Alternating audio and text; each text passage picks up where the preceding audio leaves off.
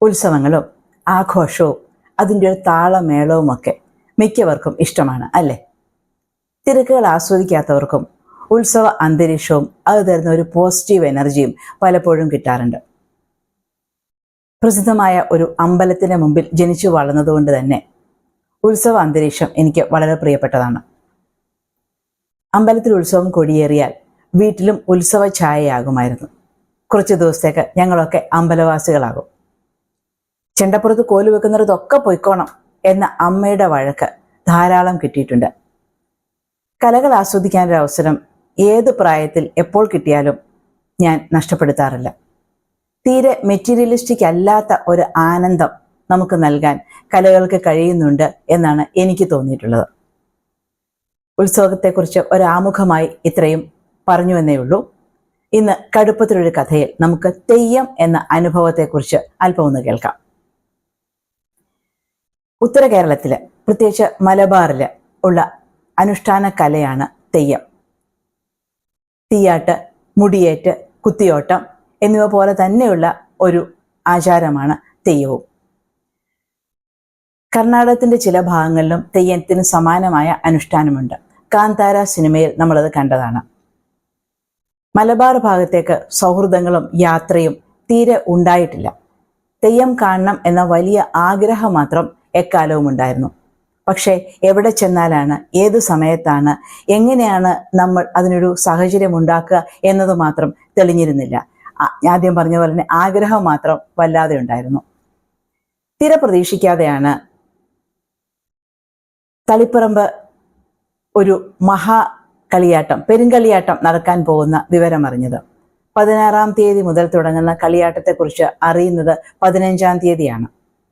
കണ്ണൂർ വരെ എത്തിയാൽ മതി, ബാക്കി എല്ലാ അറേഞ്ച്മെന്റ്സും ചെയ്തോളാം എന്നൊരു ഉറപ്പും കൂടെ കിട്ടിയപ്പോൾ എങ്ങനെയെങ്കിലും അവിടെ എത്തണം എന്ന് തീരുമാനിച്ചു. ബൈ റോഡ് പോവുക എന്നൊരു ഓപ്ഷൻ മനസ്സിലേക്ക് വന്നിരുന്നതേയില്ല. കാരണം അതുണ്ടാക്കുന്ന സ്ട്രെയിൻ എത്ര അധികമാവും എന്നതറിയാമായിരുന്നു. എന്തായാലും വല്ലാതെ ആഗ്രഹിച്ചുകൊണ്ട് തന്നെ വന്ദേ ഭാരതിന്റെ തൽക്കാല് കനിഞ്ഞു ഞങ്ങൾ കണ്ണൂരെത്തി. തളിപ്പറമ്പിലെ തലോറ എന്ന ഗ്രാമത്തിൽ ഇടവലത്ത് പുടയൂർ മനയിൽ 29 വർഷത്തിന് ശേഷം നടക്കുന്ന പെരുങ്കളിയാട്ടമാണ് മലയറാട്ട്. മലയറാട്ടിനെ കുറിച്ച് അല്പം ഒന്ന് പറഞ്ഞിട്ട് മുമ്പോട്ട് പോകുന്നതാണ് അതിന്റെ ഭംഗി. മലയന്മാർ വേഷം കെട്ടിയിരുന്ന ഒന്നായിരുന്നതിനാലാണ് ഈ പേര് ലഭിച്ചത്. മന്ത്രമൂർത്തി ഉപാസനയുള്ള 10 ഇല്ലങ്ങളാണ് ഇവിടെയുള്ളത്. ഈ ഇല്ലങ്ങളെ മന്ത്രശാലകൾ എന്നാണ് മാന്ത്രിക പാരമ്പര്യങ്ങളിൽ പരാമർശിക്കുന്നത്. ഉഗ്രമൂർത്തിയായ കൂവച്ചാൽ ഭഗവതി പുടയൂർ മന്ത്രശാലയുടെ പരദേവതയാണ്. കളകാട്ട് മന്ത്രവാദിയാൽ കാട്ടിൽ ഉപേക്ഷിക്കപ്പെട്ട ഭഗവതി അത്യുഗ്രഭാവത്തിലാണ് ആരാധിക്കപ്പെടുന്നത്. പല നാടുകളിൽ പല പേരുകളിൽ രുദ്ര മഹാകാളിയായി ദേവിയെ പൂജിക്കുന്നു. തലോറയിൽ കൂവച്ചാൽ കാവിൽ അധിവസിച്ച ഭഗവതി ഈ നാടിന്റെ പരദേവതയായി.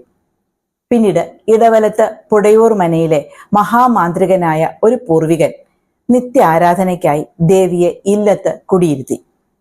ഏതാണ്ട് 25 തലമുറയായി കൂവച്ചാൽ ഭഗവതി പുടയൂർ മന്ത്രശാലയുടെ മന്ത്രതന്ത്ര പാരമ്പര്യത്തെയും തലോറ എന്ന ഗ്രാമത്തെയും സംരക്ഷിച്ചു വരുന്നു. ഈ മനയുടെ അകത്തളങ്ങളിൽ മന്ത്രസ്വരൂപത്തിൽ നിത്യ ആരാധനയുള്ള മൂർത്തികളെ തെയ്യസ്വരൂപത്തിൽ കെട്ടിയാടിക്കുന്നതാണ് മലയറാട്ട്. വളരെ അപൂർവമായി മാത്രമാണ് മലയറാട്ട് നടക്കാറുള്ളത്. ഒരു തലമുറയിൽ 1 എന്ന തവണയാണ് സാധാരണ ഇത് സംഭവിക്കാറുള്ളത്.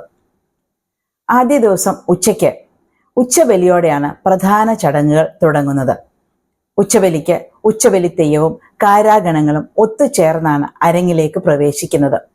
മുൻപൊക്കെ ശരിയായ ബലി അർപ്പിച്ചിരുന്ന ഈ ചടങ്ങിൽ ഇന്നിപ്പോൾ കാലം മാറിയതോടുകൂടി കാലാനുസൃതമായ മാറ്റങ്ങൾ ചടങ്ങിലും വന്നിട്ടുണ്ട്.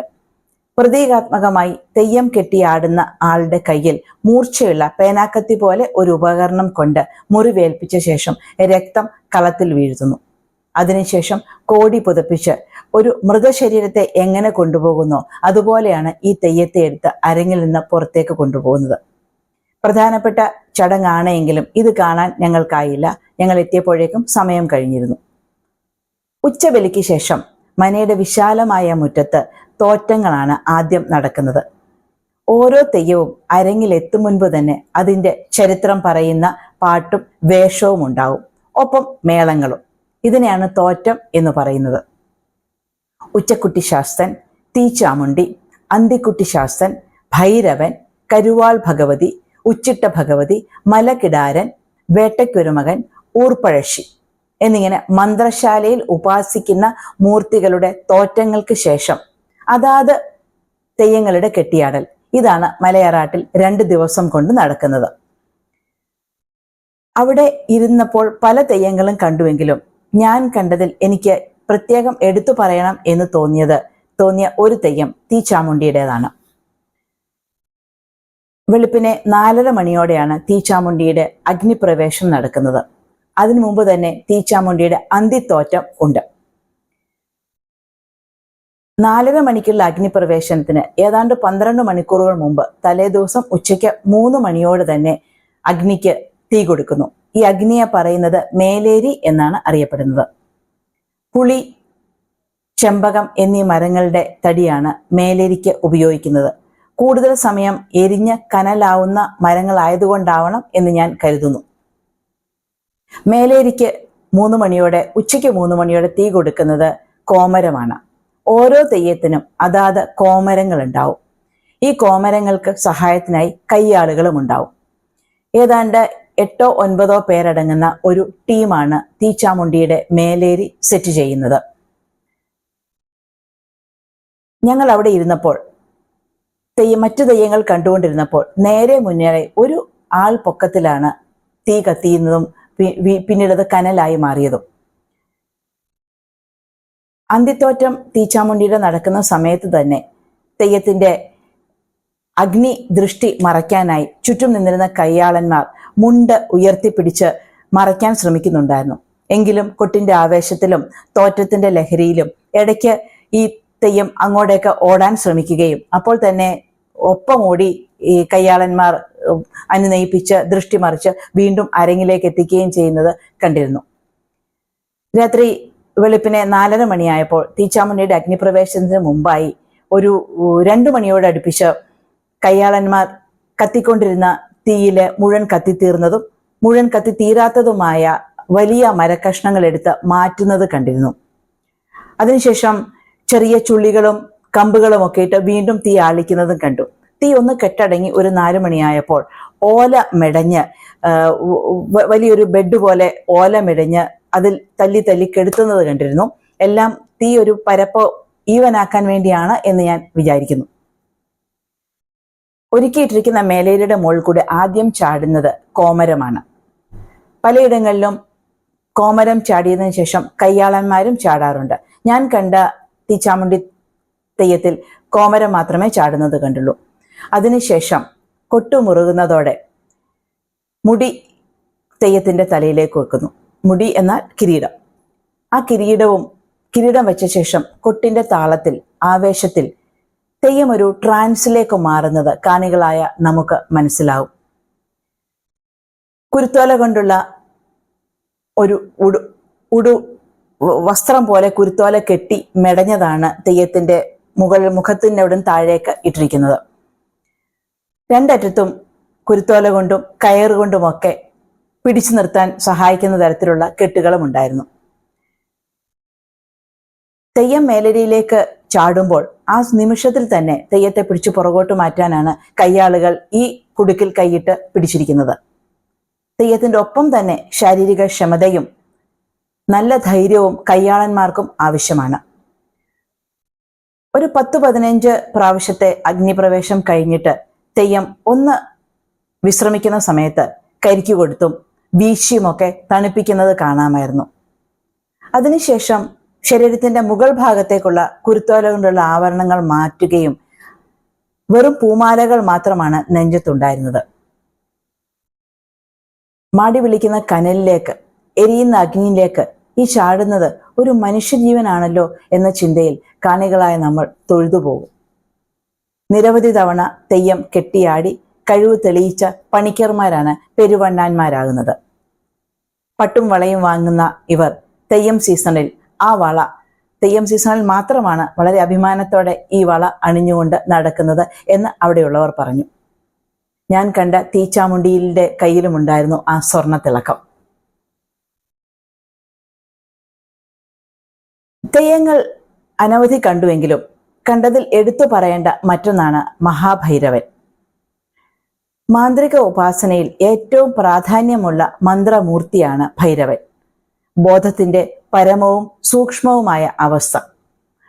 ഇടം കൈയിൽ ബ്രഹ്മകപാലവും വലം കൈയിൽ ഒരു ചൂരലുമായാണ് ആയുധങ്ങളായി ഭൈരവൻ നടക്കുന്നത്. പൊയ്ക്കണ്ണോടുകൂടിയ ഭൈരവന്റെ രൂപം കാണികളായ നമ്മളെ പേടിപ്പിക്കുകയില്ല എങ്കിലും ആദ്യ കാഴ്ചയിൽ ഒന്ന് അമ്പരപ്പിക്കും എന്നത് തീർച്ചയാണ്. വേട്ടയ്ക്കൊരു മകൻ, ഊർപ്പഴശ്ശി എന്നീ തെയ്യങ്ങൾ തെയ്യാട്ടത്തിന് ശേഷം കാണികൾക്കിടയിലേക്ക് ഇറങ്ങി വന്ന് നമ്മൾക്ക് ഭസ്മവും പൂവും തന്ന് അനുഗ്രഹിക്കും. അതിനൊപ്പം തന്നെ ഒരു പ്രത്യേക താളത്തിൽ പലതും പറയുകയും ചെയ്യും. പറശ്ശിനിക്കടവ് മുത്തപ്പന്റെ വെള്ളാട്ടം കണ്ടിട്ടുള്ളവർക്ക് മനസ്സിലാകും ആ ഒരു പറയുന്നതിന്റെ രീതി.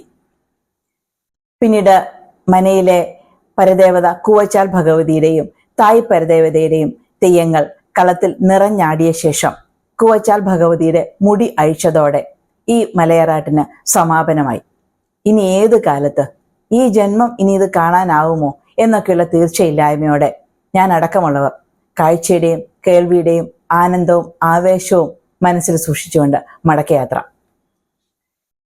തെയ്യം ഒരിക്കൽ കാണുക എന്നത് വല്ലാത്തൊരു മോഹമായിരുന്നു. ഇനി പോകുമോ എന്നൊരു ചോദ്യം എന്നോട് ചോദിച്ചാൽ, ഒന്ന് കണ്ടപ്പോഴല്ലേ ഇനി എന്തൊക്കെ കാണാനുണ്ട് എന്ന് മനസ്സിലായത് എന്നാവും മറുപടി. തെയ്യങ്ങൾ പലതുമുണ്ട് ഇനിയും കാണാൻ. തീച്ചാമുണ്ടി കനലിലേക്കാണ് ചാടുന്നത് എങ്കിൽ കണ്ടനാർക്കേളൻ എന്ന തെയ്യം ചാടുന്നത് ആളിക്കത്തുന്ന തീയിലേക്കാണ്, അഗ്നിയിലേക്കാണ്, കനലല്ല. കണ്ടനാർക്കേളന്റെ ഒപ്പം തന്നെ ഉള്ളതാണ് തൊണ്ടച്ച്. വയനാട്ടുകുലവൻ എന്നും അറിയപ്പെടാറുണ്ട് ഈ തെയ്യം. കണ്ടനാർക്കേളനും തീച്ചാമുടിയും ഒക്കെ കെട്ടിയാടുന്നവർ തെയ്യത്തിന്റെ അടയാളം കിട്ടിക്കഴിഞ്ഞാൽ ദിവസങ്ങളോളം നീളുന്ന വ്രതാനുഷ്ഠാനത്തിലാണ്. ആ ഒപ്പം തന്നെ കോമരങ്ങളും കയ്യാളുകളും വ്രതമെടുക്കുന്നു. അതുപോലെ തന്നെ എനിക്ക് കാണണം എന്ന് തോന്നിയതാണ് നീലിയാർ ഭഗവതിയുടെ തെയ്യം. മാതൃരൂപത്തിലുള്ള ഒരു തെയ്യമാണിത്. നീലിയമ്മ എന്നാണ് അവിടെയുള്ളവർ വിളിക്കുന്നത്. വലിയ വള്ളികൾ തൂങ്ങിയാടുന്ന മരങ്ങളുള്ള കനത്ത കാടാണ്. നിറയെ പച്ചപ്പ്. ഈ നിറയെ പച്ചപ്പിൽ നിന്നാണ് നീളത്തിൽ ചുവന്ന മുടിയുമായി നീലിയമ്മ ഇറങ്ങി വരുന്നത്. പെരുമ്പാവൂരടുത്തുള്ള ഇരിഞ്ഞോൾക്കാവ് പോലെ ഒന്നാണ് നീലിയാർ കോട്ടം. ഒരിക്കൽ ഈ തെയ്യം കണ്ടു കഴിഞ്ഞാൽ നീലിയമ്മയുടെ രൂപം മനസ്സിൽ നിന്ന് പോവുകയില്ല എന്നാണ് കണ്ടിട്ടുള്ളവർ പറഞ്ഞത്. തെയ്യത്തിന്റെ സീസൺ തുടങ്ങിക്കഴിഞ്ഞാൽ, അതായത് തുലാം 10 മുതൽ മിക്ക ദിവസങ്ങളിലും നീലിയാർ കോട്ടത്തിൽ നീലിയമ്മയുടെ തെയ്യമുണ്ടാവും. മനസ്സിൽ കുറിച്ചിട്ട മറ്റൊന്നാണ് കതിവനൂർ വീരൻ. വടക്കൻ പാട്ടിലെ തെയ്യം ആയതുകൊണ്ട് തന്നെ ഈ തെയ്യത്തിനൊപ്പം പയറ്റും ഉണ്ടാകുമെന്ന് പറഞ്ഞു. കണ്ണൂരിൽ നിന്ന് കിട്ടിയ സൗഹൃദങ്ങൾ പറഞ്ഞറിഞ്ഞതാണ് ഈ വിവരങ്ങളൊക്കെ. കണ്ണൂരിലേക്ക് പോകുമ്പോൾ ഒരു സൗഹൃദം അല്ലെങ്കിൽ ഒരു കൂട്ടുപോലും അവിടെ ഇല്ലായിരുന്ന ഞങ്ങൾ തിരികെ വന്നപ്പോൾ ഒരു പിടി സ്നേഹബന്ധങ്ങളും കൊണ്ടാണ് എത്തിയത്. ഇനി അടുത്ത തെയ്യ സീസൺ വരുമ്പോൾ കയറി ചെല്ലാൻ ഒരു വീടും കാത്തിരിക്കാൻ ആളുകളുമുണ്ട് അങ്ങ് തലോറയിൽ. മോഹങ്ങൾ ഇനിയും എത്രയോ ബാക്കിയുണ്ട്. കാഴ്ചയുടെ മോഹങ്ങൾ. ശരിക്കങ്ങ് മോഹിച്ച എന്ത് കാര്യവും സാധിക്കും എന്ന് പറഞ്ഞ നമ്മുടെ മാഷാണ് പൗലോ കൊയ്ലോ.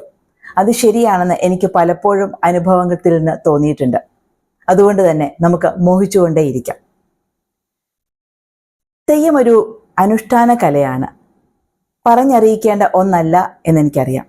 നമ്മൾ അറിഞ്ഞ് ആസ്വദിച്ച് അനുഭവിക്കേണ്ട ഒന്നാണ്.